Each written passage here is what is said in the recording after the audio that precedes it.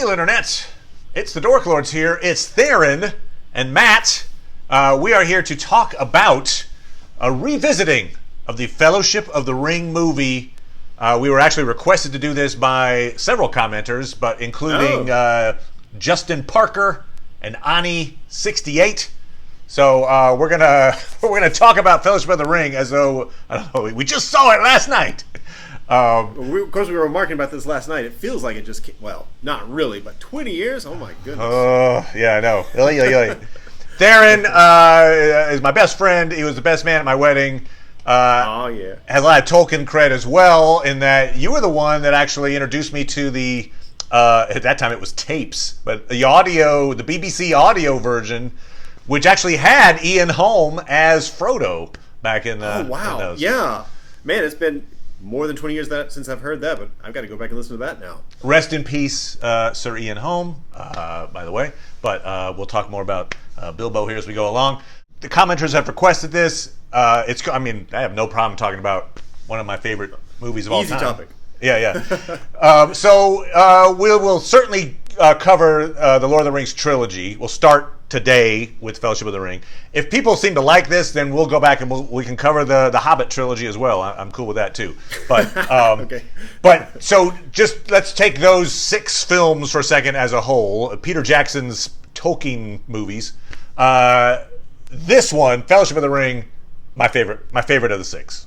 Same here. I have to say it's probably my favorite movie of all time too. I guess it is. I mean, my number one favorite movie. Yeah, it's almost perfect. Yeah, it is awesome to behold, and it's it was one of those things where at the time when it was coming out, it seemed a little risky. In retrospect, you're like, well, of course look what they did. It was awesome, but they were making all 3 movies at the same time to try to save money. Peter Jackson had been successful, but with smaller films, and it wasn't really a done deal. They're like, oh, Peter Jackson's involved. Well, obviously.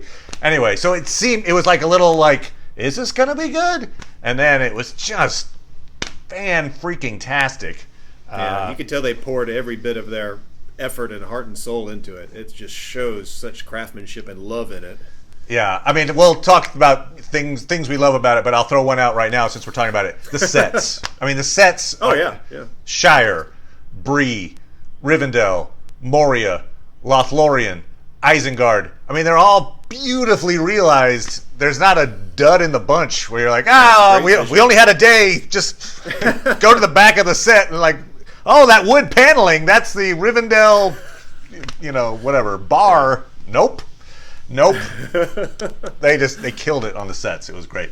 Opening day, I went, obviously, the first chance I could possibly get to go see this movie. I have a memory of that day. Do you have a memory of seeing Fellowship of the Ring for the first time? Oh, absolutely. I got your review. I mean, it wasn't big before I went to see it, so you set me up just a bit. It wasn't a big, long review at all, but I do remember that day. I went solo because I was in the middle of moving to Seattle at the time, and I came back to Denver to sell stuff, and I was just in a hurry. But I was like, I'm going to see, Lord of the Rings or Fellowship.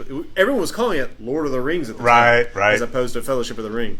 But I went to see it by myself. I think I was staying in a hotel as well because I'd sold my house or something like that. But yeah, I mean, and it was good because it was 100% focused on watching it, enjoying it.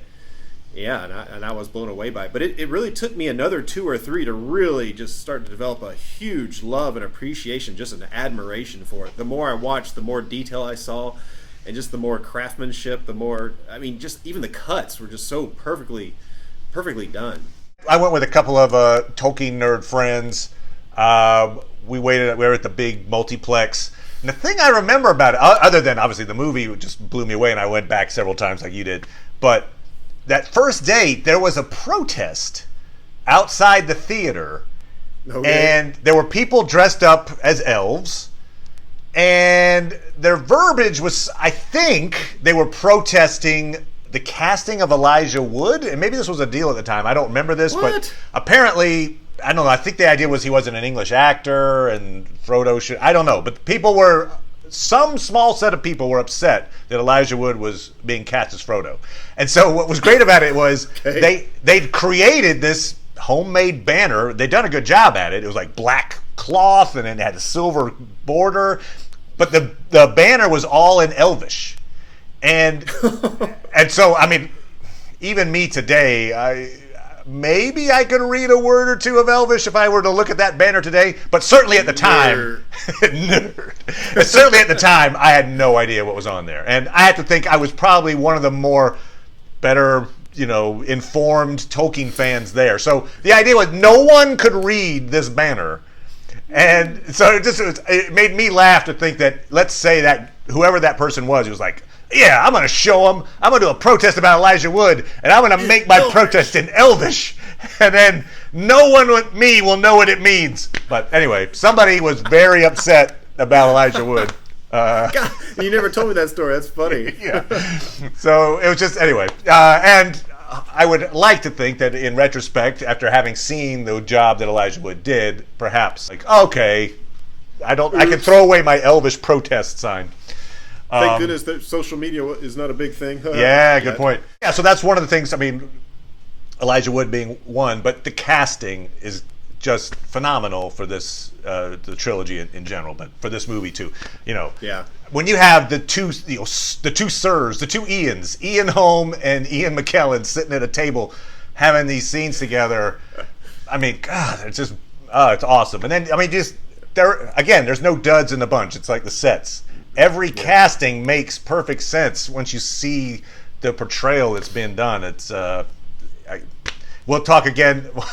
One of the casting choices in particular for this movie. Oh, of course, I know where you're going. Yep. Exactly, but just across the board, they're just God. I mean, Saruman. You can't say enough about the casting, and that's where a lot of movies, fall down, right? You got some franchise has got really a cool story to build on, and they have a big budget, but for whatever reason, they throw in the wrong actors, and boo! But nope, Viggo Mortensen. I mean, good Lord, he just killed it as Aragorn. I think he got the job fairly late. Like, they were going to go with some a bit younger. They were. I don't remember the name of the guy now, but fairly late they switch courses. And supposedly it was his son that convinced him to do it. Right. This is cool. He's okay, sure. I don't know. Who's this, Aragon? I don't know. Anyway, but yeah. So thank you, Viggo Mortensen's son, for convincing him to do the role, because that worked out. I think it's pretty bold of Peter Jackson too, or the cast people in charge of casting. I guess he is ultimately to make that call so late. Yeah. So the casting, brilliant. Another thing about this movie that just works on literally every single level, soundtrack. I mean, Howard Shore. Yeah. It's to my discredit that I wasn't that aware of Howard Shore before this. He's a talented composer who'd done a lot of good work before this, but damn if he didn't put his name in my mind after this. Because and it was fresh too. It's very fresh soundtrack, as opposed. I mean, as much as I love John Williams and like Star Wars, I mean those are fabulous, but it would have detracted. I don't know if it would have detracted, but I think he couldn't do much better than what Howard Shore did. And if John Williams would make it sound a little more like Harry Potter, perhaps you would think that'd be the first person to go to. But yeah, Howard Shore is a great choice. There's some really good pieces in there, and there's one of my favorite moments, probably a top 3 in the movie, maybe. All right, go for it. Oh, okay. What the hell? This is not spoiler. There you go. Well, about the soundtrack. Yeah. Being a musician, it's the Isengard music. It's in 5/4 time, which is a really funky time, and it's the percussive timpani going dun dun dun dun dun, and the horn. Bam, bam, bam, bam, bam, bam, bam, bam. That's brilliant. So the scene I like is when after that music's really showcased. I believe it must be for the first time when Aragorn's carrying Frodo on his shoulder, trying to escape the ring race, and Frodo yells, "Gandalf!" They end that yell with a lot of reverb, which carries over to the cut to Isengard and that music. That cut is amazing. That just blows me away every time. Awesome. And you're right. Like, I just went back to rewatch it just like I needed to, but I watched it again before we could talk here. And you just can't picture those scenes without that music. I mean, the music is so connected to these scenes now that and that's throughout the whole trilogy. There's some, when we talk about Return of the King and stuff like that, I'll throw out some some other scenes that are made by the music, but just in general, Howard Shore, another brilliant choice, and his work on this shows. It shows in every single scene. It's great. We got to talk about the quote factory. It's Sean back to casting. Sean Bean as Boromir, as we call him, Scene Bean. This guy, now, it's not even that, obviously, again, spoiler alert, Boromir dies in this movie. So he's only in one movie, but not even that. I just was watching last night. We don't get to Rivendell until an hour and a half into the movie. So he's in half of one of the movies of the trilogy. And yet... in 1/6, yeah. Right? Yet, he's got such a vast majority of the memorable quotes, at least for me. And Theron and I, we do the quotes from this thing all the time. We're nerds that way. But the thing that we quote the most, it's got to be your Boromir quotes. And again, it's all from this little section of the trilogy. But, it is a gift. He delivers almost all of his lines so perfectly, and we try to imitate them. We make jokes like, "Oh, I can say this line pretty good. They should have hired me. But, we can't come close. Close to me."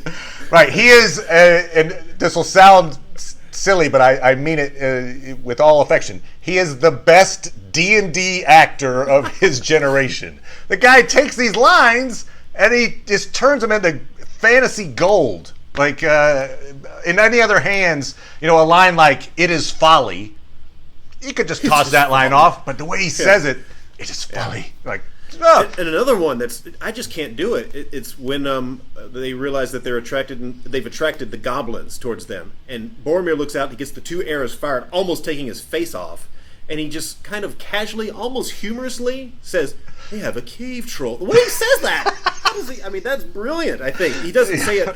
They've got a cave troll. Right. He's a guy who's used to violence. Who's not off put by it, but is also like kind of sardonically like, "Oh, by the way, we're probably all going to die in a minute." He cocks his head just a little bit.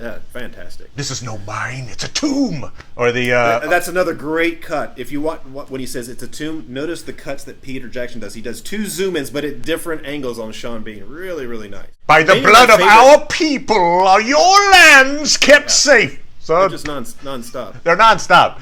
Gondor has no king. One of my favorites. Gondor needs no king. It's hard to say. Man, there's so many good ones. Like, "I will find no rest here." That's fantastic. That's what you say that one a lot. "Why do you recoil? I am no thief." You always emphasize thief.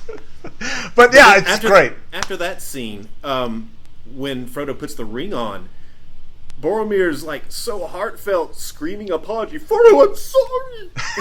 Right. And you had that sawdust in his hair or whatever, and you feel all like, I don't know, like the leaves. And there's that sense of like a guy who's been beaten down. Brilliant. "What is this new devilry?" Love that line.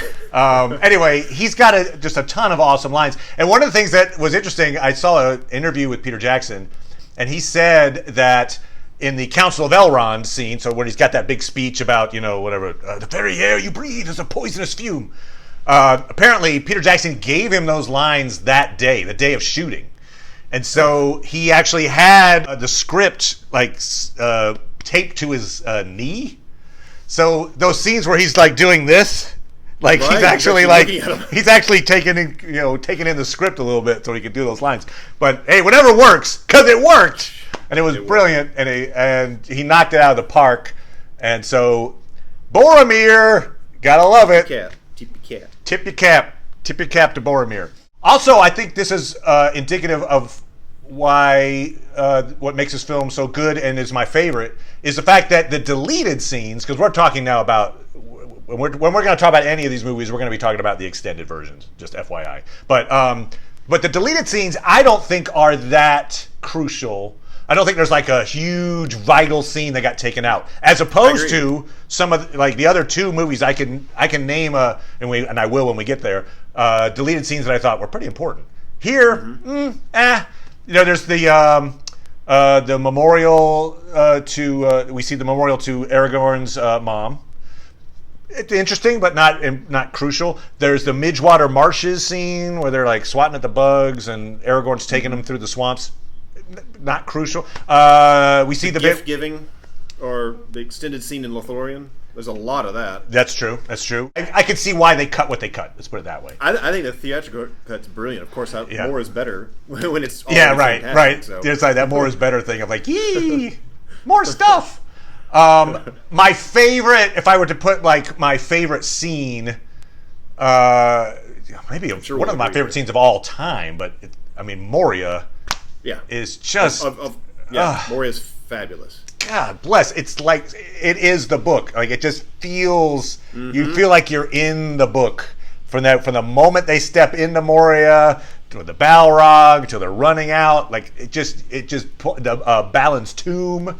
That whole thing is beautiful. I mean, it's the music. Anyway, music. There's something to say about the music too, because one thing I noticed was that. I'm sure this wasn't a first. Clearly, it wasn't a first, but it's the first in my mind. And I'm not a huge movie viewer, but Howard Shore used deep, like bassy and baritone voices for the vocal tracks, as opposed. Usually, you would. My memory in the past is that is mostly sopranos, altos, female voices. But he went with it fits with the dwarves, of course. And I think that was a brilliant touch, and that's made that whole section of Moria, the music, very special, very different. Oh, that's a good point. Plus, Moria actually is also my favorite chapter, Bridget Khazad-dûm from the books, and so to see my favorite chapter done so well, so was perfectly. Like, boom, home run. That's the highlight of the trilogy for me too. Right? From the moment they walk in to the moment they get out, it's just so good. And that said, the scene when Frodo and Sam, when Sam is standing in the field with the Scarecrow, and he's like, this is as farthest I've ever gone from the Shire. That moment, 45 minutes into the movie. So right. They spend time in the Shire, and it's not wasted time at all. Like, I would think in a lesser movie, like it's an action adventure quest type movie. Get him out of the Shire fast. Get him out of I get it. The hero's comfortable and he never goes anywhere. I got, where's the Moria stuff, right? But no, like those scenes, again, because of the casting, they're relying a lot on Tolkien's actual words, and it's engaging, and it's such great character work for when we then see Frodo and Sam and Merry and Pippin in peril. Yeah. We have a connection to them that we got from that first 45 minutes. So it's just interesting because you don't think of it. It feels like it's faster. I was surprised when I look back, 45 minutes. Oh, okay. Yeah. If you'd have asked me before watching it at what point Sam steps farthest from the Shire, I would have done maybe 25 minutes in. Nope. It's a full section of filmdom there. So it's just great. It's masterfully done. One of the things people wanted me to cover in particular were like, what are some of the differences between the books and the movies? Now, obviously, there's a ton of little minute differences. I'm not going to cover every little thing, but there's a few things that stand out. And you can obviously chime in, Theron, if there's certain things that you're like, oh, yeah, that thing. Let's see what you have to say first, because I haven't read the books since the movie. To me, the movies are almost the canon now. I hate to say that, but because they're so good. Well, and there is a thing where it's like, wait, was that from the movie or the book? There are certain things, They blend. So I can't remember that. Of course, I know what's missing in the movies, and I'm happy. I'm glad it's missing. I mean, I can't imagine it like Tom Bombadil, for example. Right, Tom Bombadil will come. I was going to mention that. So really hard to pull that off. It's so orthogonal to the main story. It makes sense that they pulled that out, and so it feels more cohesive this way. Let's jump to that real fast, because that is one of the things I was going to bring up. So yes, Tom Bombadil is probably the there's a couple of chapters in particular where our four hobbits are trying to get to Bree, and basically Peter Jackson was like, snip, snip, snip. Let's just. Oh, they're in trouble with the Nazgul. We see them like a couple of shots of them going through the woods, and then they get to Bree, or they get to the ferry, Buckleberry Ferry. But there are a couple of chapters in there. One of them is they go to the old forest. Tom Bombadil rescues them from the tree. We see Tom and Goldberry take them in. Then there is the Barrow Down. So they leave the old forest and they get sucked in by a Barrow Wight, and Tom Bombadil saves them again. Yeah, you can understand why he took that out, because we never see Tom Bombadil again. He's never brought up again. He's not integral to the trilogy. Mm-hmm. And, you know, he kind of wants to get on to the Council of Elrond and get the Fellowship going. But I will say there is one detail that comes about from those 2 chapters that then does echo later, that you lose. It's a small thing, but it is interesting. So, Barrow Downs, when they get rescued, they take weapons from the Barrow Downs. And so one of those weapons is Merry's dagger, right? Now, I'm forgetting this now. In the Fellowship of the Ring, the movie, all they have Aragorn throw them some weapons on Weathertop. Like, take these. Right. Okay, well, actually, in the book, Merry's dagger he gets from the Barrow Downs, and we learn that dagger was made specifically to be able to hurt the Nazgul. It's an anti-Nazgul weapon made forged in Westerness, and it's got like perhaps maybe even enchantments on it, but it's a big deal. So when in Return of the King, Merry stabs the Witch King, that dagger that was from the Barrow Downs and was made specifically again to fight the Witch King and the Nazgul takes out the enchantments covering the Witch King, which allows Éowyn to kill him. So if you think of it in like gaming terms, Merry debuffs the Witch King boss by dropping defenses, and then Éowyn does the coup de grace. If Éowyn stabs him without first Merry stabbing him, it wouldn't have worked. Like, her sword would have just been destroyed. So so what you have is a weapon that was designed, I don't know, 1,000 years earlier or so to defeat the Witch King, was then employed by Merry to defeat the Witch King. It's kind of a cool little through line there. So they lost that, but you get it. You make choices, right, and it makes sense. Reasonable choice. They were like, all right, let's move this along. So so those are huge. Probably the biggest scenes, the biggest chapters that are just removed generally from the Fellowship of the Ring for the movie. But some smaller things. I think this is a little bit, but I find it interesting. Opening narration. Oh, again, the narration is different, right? Because you don't get this cool little montage. What's happened up till now? Like, the movie fills you in, the book doesn't. And those they clearly have Galadriel narrating, but those lines are pulled from different speakers. They are, especially like the line which she says. I think she starts with like, "I feel it in the water. I feel it in the earth." That's Treebeard, right? It's Treebeard, exactly. Yeah. Well done. Yeah, it's Treebeard talking to Galadriel. So in some ways she heard it at least. But yeah. So Galadriel's voice is given. They take some quotes that they think are relevant to describing what's happening from various speakers, and they gave it to Galadriel for that opening. But that opening montage, as much as that's not from the book per se, it's awesome. I love that. It is very well needed to set up. Yeah, the depiction of everything, the way the War of the Last Alliance looks, it's really cool. Well, let me give you a little bit of a movie history memory. So the first time I saw it, I think I'd seen the preview a few times. I mean, this is well before things were plastered all over the internet. And I kind of went into it going like, "Oh, cool, Lord of the Rings," but I wasn't like, "Oh my god!" I was excited, but it wasn't a Star Wars movie. But anyway, the scene that really pulled me in, or at least got me thinking that this is going to be very serious and very scary in some ways, was the first shot of an orc.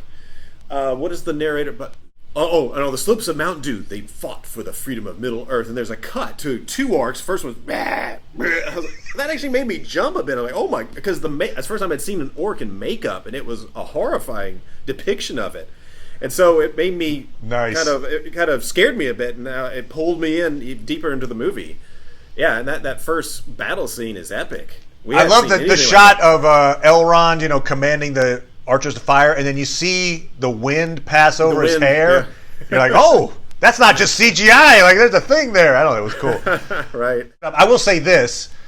You get the idea from that montage that Isildur is kind of a jerk. Like, he's treated like a jerk a little bit in the movies.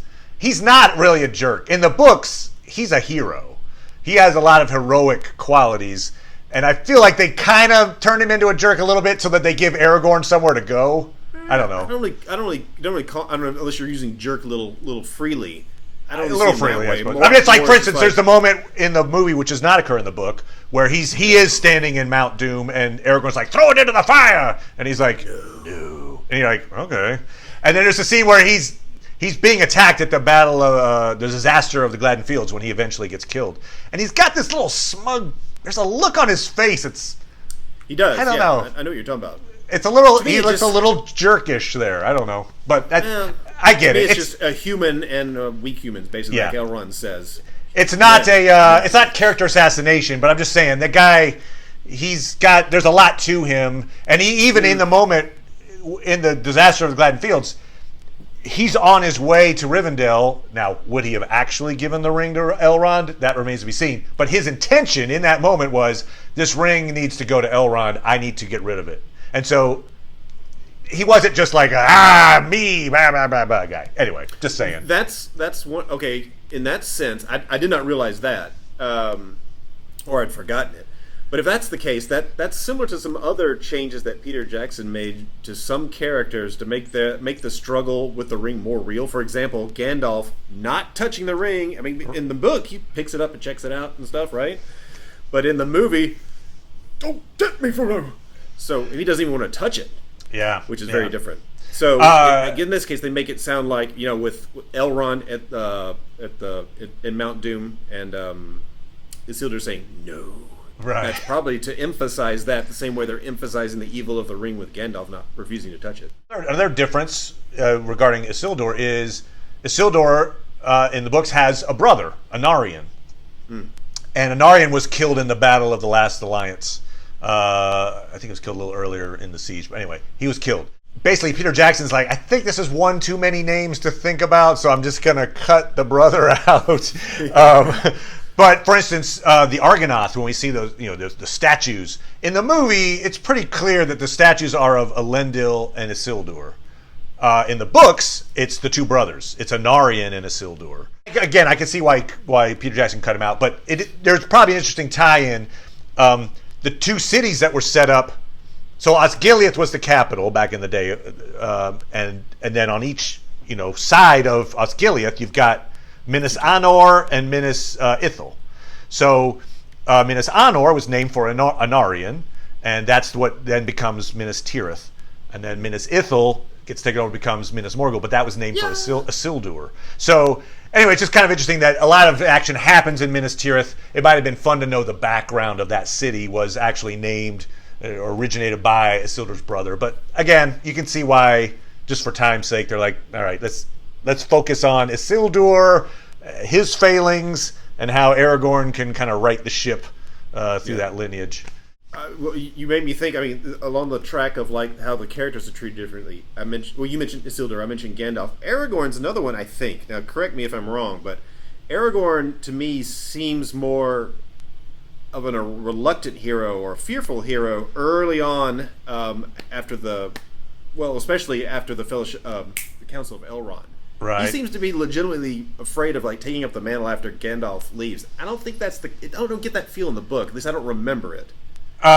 Correct. And that's going to lead to what I think if I were to put like one objectionable difference, it's relating to that. So give me a second on that. Okay. Let me do my non-objectionable differences. The only one I think I've got listed here is the fact that Glorfindel was removed as well. So again, he's not in the trilogy, but he does play a big part in defeating the Nazgul, and then temporarily, and then he has a big part to play in the Council of Elrond. But then he's gone after that. So what Peter Jackson decided to do is instead like, okay, this will be a chance to introduce us to Arwen. And so Arwen took the place of Glorfindel and rides Frodo to Rivendell. I get it. I like the change too, because it helps. I mean, it helps with the love story a lot more. Otherwise, it's like, huh, what? Yeah, who are you? We introduce Arwen in the third movie, and like, you're important. It's not like she's a created character like Tauriel, right? Right. She does exist. Yep. And she's mentioned in appendices, but they brought out her story a lot more, thankfully. So it was a choice that Peter Jackson made, and you can see why. I think it was a reasonable choice to make. All right, so here's a choice that he made that I don't think was necessary, but I could see. I think he was doing it in terms of Aragorn's growth. I think was what he was focusing on. All right, go ahead. All right. There's a scene in the movie that's not in the book where Frodo basically offers the ring to Aragorn. And then Aragorn, like, remember, he doesn't touch the ring, but he closes Frodo's hand, and he was like, I would have followed you to the end, to the depths of Mordor, or something like that. I don't think he's offering it, is it? I've never. Well, he's holding it out. Just I don't know if he showing says, him. you take it. Like, he shows it to him. Yeah, he doesn't want to give it to him. That's my interpretation. He doesn't want to give it to him. It's just seeing, like, I'm helpless. I'm here to you now. I got you, but he's got it out, and if Aragorn wants it, he can take it. I think there's a moment. That's when Aragorn realizes, oh, I am tempted by this ring. Because I think the idea in the movie terms is Frodo had just left Boromir. Boromir attacks him. He puts the ring on. And now we see another human right, with no one else around. It's just he and Aragorn. And Aragorn's like, give me the ring, or show me the ring, I think is what he says. And so, where is the ring? Yeah, and so it's like, oh, yeah, it is. It's like, oh, crap. And so what that leads to is Aragorn, and Legolas sees Frodo and Sam on the other side of the river. It's like, get the boats! We have to go after them. And Aragorn, and he's like, you mean not to follow them? And so in the movie, Aragorn, because of that scene where he thought, oh, I'm tempted by this ring, and I guess I can't be trusted around it, he decides to let Frodo go. And that's not in the book. And I don't see, because, for instance, slight change again between movie and book, but the line is basically the same, where he says, if by my life or death I can protect you, I will. He says that in the movie. He says that in Accounts of Elrond. He says a very similar line in the book, but that's at Bree. But either way, he essentially makes a public oath.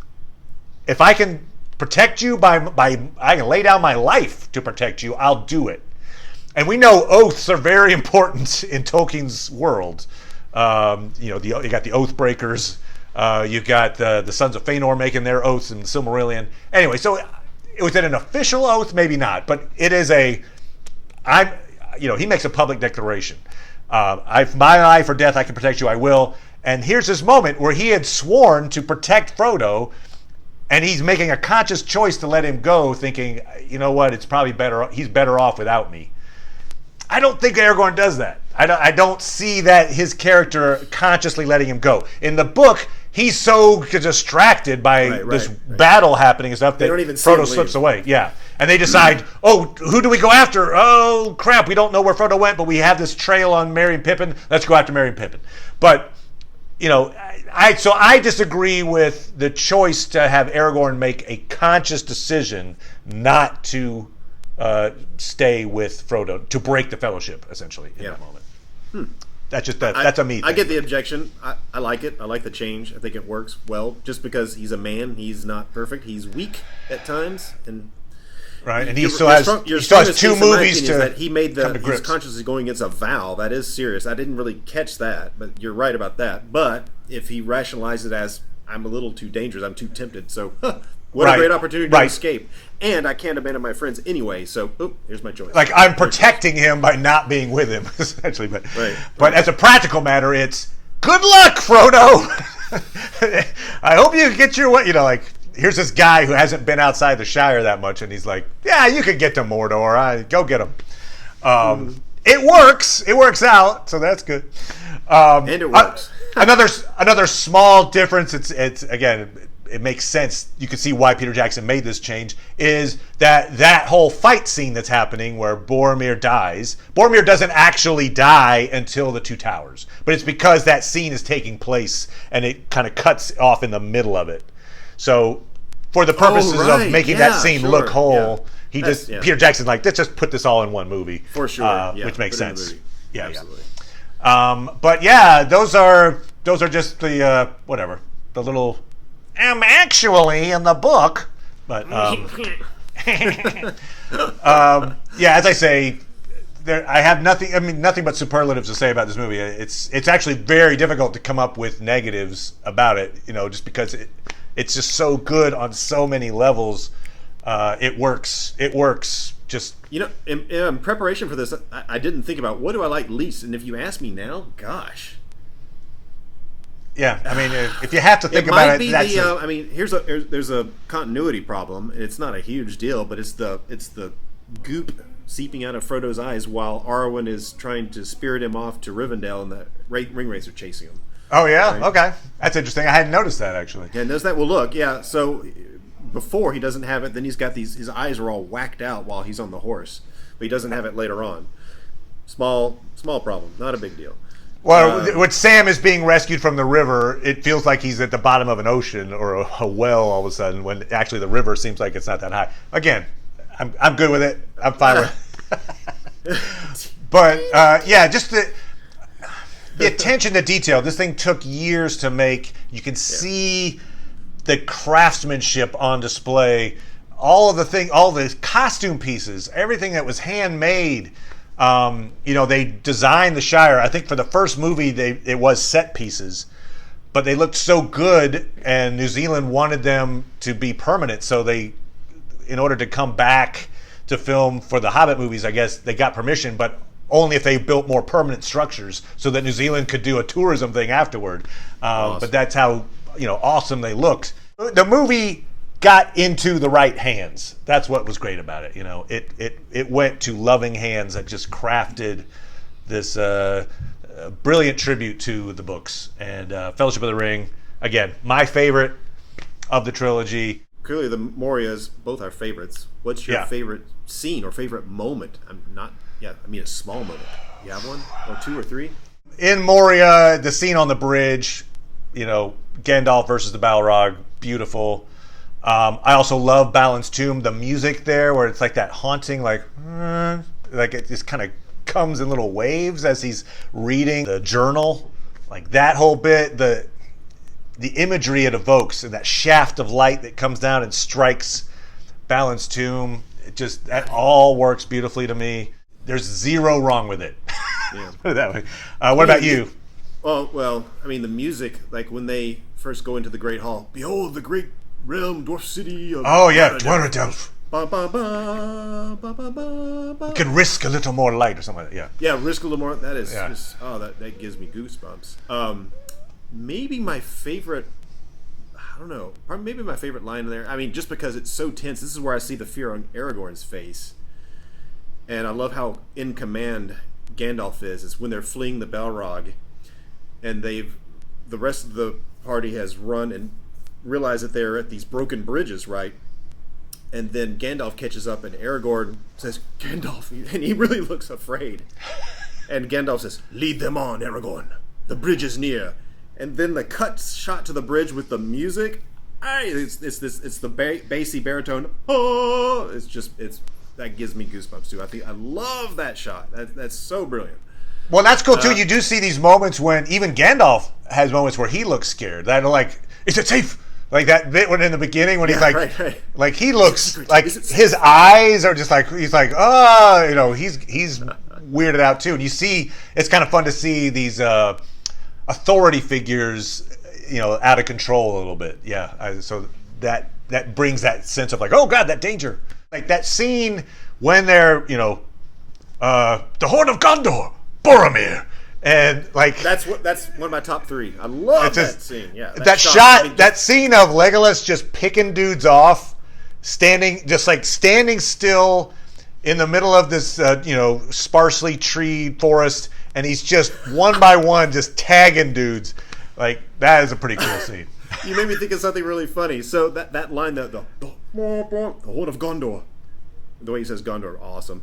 Boromir, then the cut to the awesome music again. Yes. And then a very funny moment. So, I don't know if you know what I'm talking about. I think I might know what you're talking about. It cuts to the overhead, this is before drones, overhead shots of the Uruk-hai running down. There's some really tough, scary-looking guys just charging down the hill. And there's this one, the guy on the stairs. Yeah, he's on like, the stairs going down really trepidatiously, like, ooh, don't yeah, there's these ruins, and there's ruined stairs, and there's this one guy who's having a hard time navigating the stairs, and so he's like wobbling. After one of my top three, lines, that shot. That's just one little. No, that's good. One little thing, but the rest of it's brilliant. I remember this in the theater. As the movie was ending, I was just like floored. Because I love, you mentioned the part about Sam in the water. It goes on just a hair long, not a big deal. But I do think it's beautiful. I love the music during all that. I like the way Sam runs out and says, no, Mr. Frodo. He sounds so desperate and loving. It's great. But around that time, I remember thinking, like, oh my gosh, how are they going to end it? How is Sam going to deliver that line? How's he going to do it? And it shows him walking up. Oh, yeah. And he goes, we may, Mr. Frodo. We may. And I was like, and then, then roll credits. I was like, amazing. Another scene I have to call out because it is literally my mind.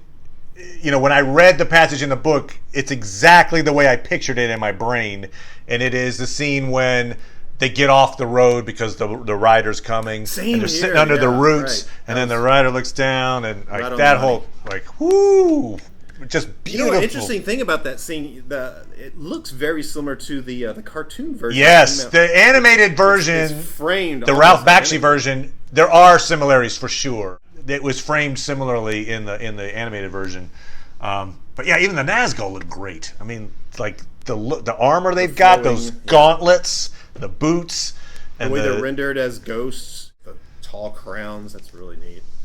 It's fantastic. So I got to see it again now. I know. I've just talked it up. I just watched it. I have to watch it again now. Oh, one thing that's kind of fun. My wife Jackie has a game she likes to play. She's watched this movie millions of times too. She can quote it back and forth with me. But she does what she calls the Lord of the Pants game. And what you do for that is you take any quote, any of the cool quotes, and you just insert pants somewhere in the line to make it silly. Like, for instance, Gondor has no pants. Gondor needs no pants. Or they have a pants troll. What about this? Whom do you serve? Pants. I serve pants, damn it. That's great. Yes, for instance. So anyway, yes, thank you, Theron. I think that's a good little revisiting Fellowship of the Ring. We'll be back. We will talk about Two Towers again in the near future, good sir. So get to watching. Let's get to rewatching, remembering Two Towers. But anyway, there you go. Here. Exactly. But I would love to watch it again. Battle of Helm's Deep. Here we go. All right. Anyway, thanks so much. And we'll be back next time, everybody. Over. Bye.